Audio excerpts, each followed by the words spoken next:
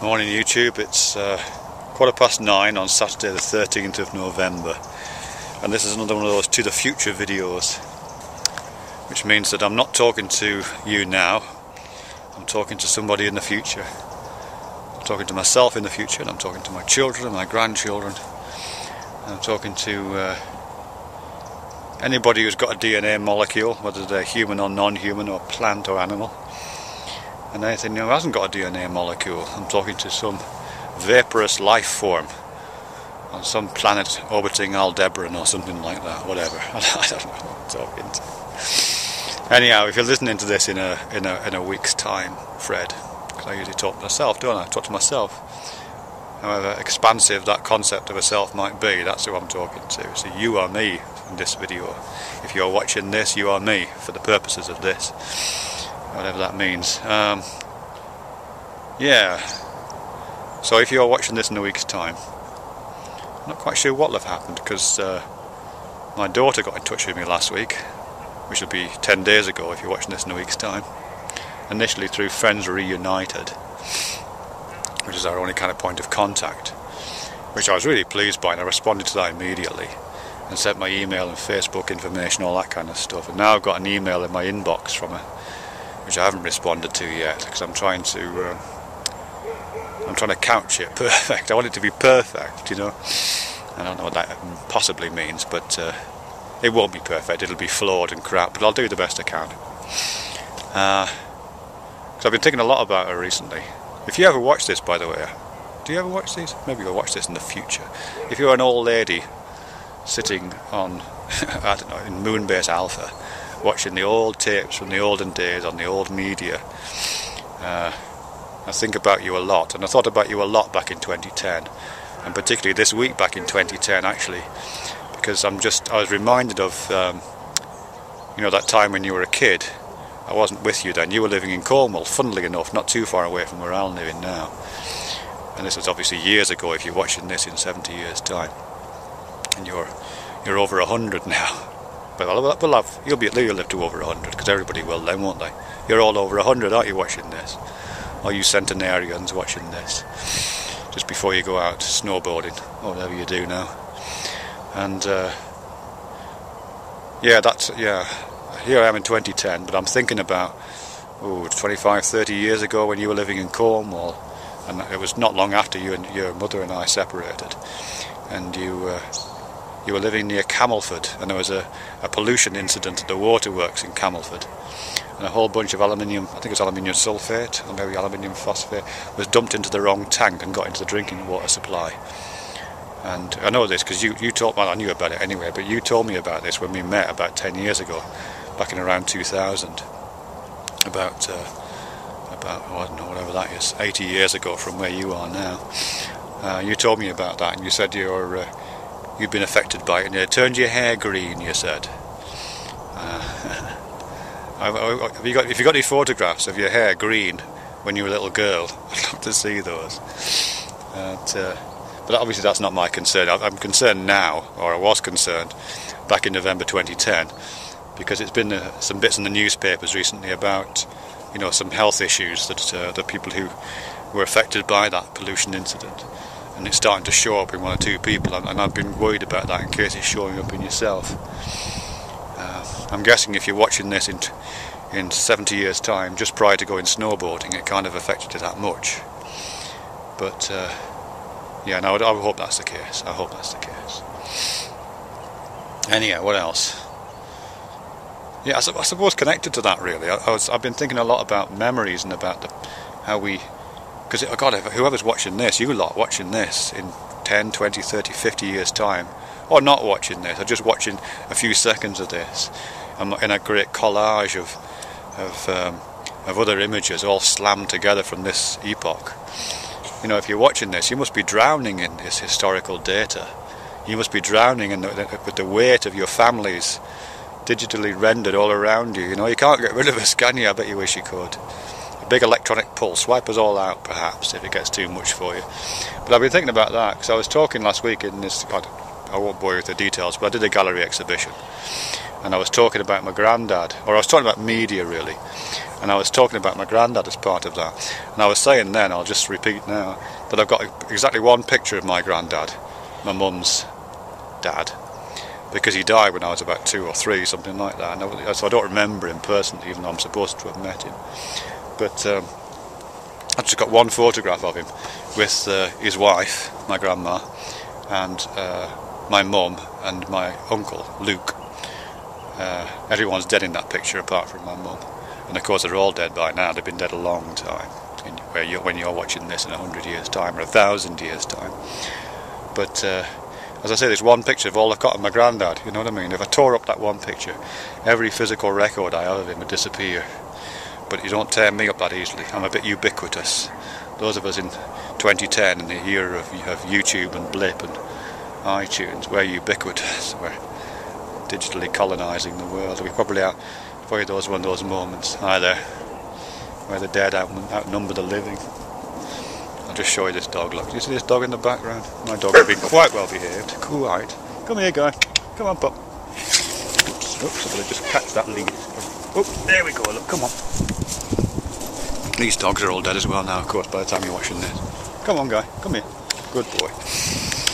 Stay there, lad. So anyway, where was I? Oh yes, so the digital dead outnumber the analogue living. By now, I guess where you are. But anyway, this picture of my granddad, yeah, it's the one image I've got of him. And it's quite poignant, really. It's a beautiful little image, the photograph. When I remember, it's funny because my memory's changed since last week. I talked about it last week, and in my memory then it was an image of I remembered the photograph in my drawer at home as being outside this little house in a town in County Durham. But that wasn't where the photograph was taken at all. I've kind of re-remembered it since, and it was actually outside it's a very similar little house in North Yorkshire, a place called, it was either Danby or a place just up the road from there. Anyhow, it was in North Yorkshire, and my granddad and grandma and their kids, my mum and my brother, were outside this little house. And he's standing there, he's got this very well clipped moustache. Do you still have moustaches in the future? It's a weird thing, you know, growing hair in the peculiar parts of your face was a weird, actually it's a weird thing now in 2010. It'd probably be really weird in 1,000 years' time. You might not even have hair. But anyway, my granddad had a little tuft of hair on his upper lip. And he's got this little skinny tie on, this little this shirt and a suit. And he's very upright and very proper, you know, he's a very proper gentleman. He was a lay preacher apparently, although to be honest I can't imagine what that really was. And I'm guessing if you watch this in 10,000 years' time, that would be a complete archaism. It'd be like saying he was a witch doctor or something, but I don't think he was a witch doctor. He was a lay preacher, and he had a stall on the market where he mended toys, apparently. It's like a doll's hospital, I think he called it. So the idea of mending toys now is a bit weird, so in 100 years' time, maybe there won't be any toys. There certainly won't be dolls' hospitals, I wouldn't have thought. Anyhow, when I look at this picture of my granddad, I still get this feeling, because my granddad killed himself just not long after my grandma died. He couldn't live without her, he said, and he gassed himself. But you look at this image of my granddad, and you can't imagine him going through the routine of that, you know, this smartly dressed, buttoned up man, you know, in his 40s. You can't imagine him, you know, getting a cushion off the couch and putting it in the bottom of the oven and arranging furniture so he can lie down with his head in the oven, so that when he loses consciousness he doesn't fall out, you know, because obviously you have to stay in there for a while for it to take effect. Okay, you just can't imagine that happening, but it did, funnily enough. Anyhow, I suppose with one of the things about this plethora of media, the ubiquitous digital dead that will be around and that are around when you're watching this, all these ghosts, these electronic ghosts of your ancestors. I'm so sorry there's so many of us. I'm sorry we didn't go away. I guess one of the weird things about that is that you'll always be able to explain our actions, won't you? You know what I mean? If I follow the same route as my granddad, and I'm not planning to, by the way, but you'll know whether I plan to or not because you're watching this in the future, not the present. If I was to I don't know, jump off this cliff in Cornwall behind this cottage where I'm staying, if I was to do that, then you'll be able to look through all my videos and you'll be able to say, oh yes, I can see the roots of that. He's made this many videos about death, and he's mentioned suicide this many times, and he's talked about pressing the button on this occasion. And you'll be able to reconstruct my history. It would all make sense, wouldn't it, from those videos? But I think anything would make sense, though, wouldn't it? You know what I mean? If I was to become a lay preacher, if I was to become a monk, join a monastery, and that's the terminal point of my life.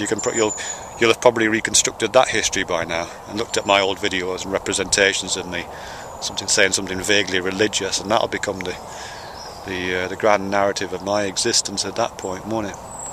I think however this turns out, however this little sojourn on planet Earth has turned out, I don't know, how has it turned out? Am I still alive? Is there life extension? Maybe I'm still alive in 1,000 years' time. Oh my God, no. Whatever it is, I'm sure the moments leading up to that will be constructed into some kind of explanatory framework, and it'll all seem to make sense retroactively. If you've done that, by the way, archaeologists of the future, with me or anybody else, ideally somebody who's a little bit more important than I am, if you've done that, at least bear in mind what you're doing. Every deconstruction is a reconstruction. So you're, One of my students once said to me this. She said, this is unrelated, by the way. One of my students once said, it'll be all right in the end, and if it isn't all right, it's not the end, she said. So in moments of gloom and despondency, I don't have that many moments of gloom and despondency, but when I do, I say to myself, it'll be all right in the end, and if it isn't all right, it isn't the end. Stupid solipsistic nonsense, of course. Anyhow, nice day. I'm here in Cheshire, up for the weekend. I've got to drive back south tomorrow, so more videos will be from Cornwall. I haven't done a Cornwall to the future yet, but I might at one point. Cornwall is a county in the southwest of England, by the way. England is a country on the edge of Europe. Europe was a loose configuration of bastardized versions of city-states and the remains of old empires and bits of territory that the last gangs in town had held onto for as long as they could. That was called Europe. Yeah. And here I am in my safe European home. Don't want to go back there again. Sunlight. Bye.